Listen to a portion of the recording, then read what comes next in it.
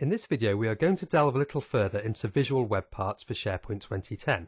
Now a visual web part is really an ASCX user control that is hosted inside a standard ASP.NET web part. And in previous versions of SharePoint, developers could create this type of object by creating their web part class as a standard ASP.NET web part and calling the page.loadControl method and passing in the path to an ASCX user control.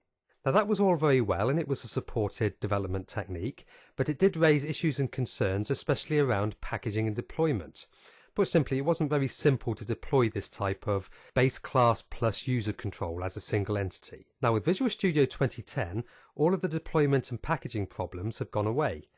There's a new type of project item called the visual web part, and the plumbing is literally provided for you, so it allows you to concentrate on designing the user interface graphically and of course adding your business logic and code. Visual Studio will package all of that up for you, the base class and the user control, and deploy it to SharePoint. So let's take a look at a very simple example, but one that goes a bit further than our previous video.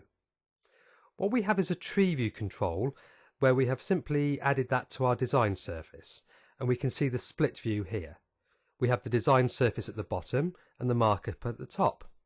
We also have our code behind file, so let's go through that line by line. The first thing we do is instantiate an SP web object, so we are going to start interacting with SharePoint, and then we start building the tree nodes.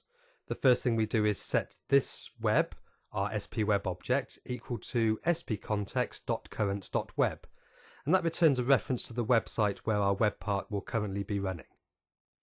Then we start extracting properties of that, such as its title and its URL, and we can use those when we build a new tree node, so that's a display text and the navigator URL. Then we can add the node to the tree and then start iterating through the lists collection of the web, and for each of those SP list type objects we can add an additional tree node underneath the web's parent. Then we can also iterate through the subwebs as well and perform very similar actions in order to build an entire structure. So the addWebs function is just a helper function, and that adds additional tree nodes. So our first screenshot has a line of code that called addWebs for each subweb in our parent site.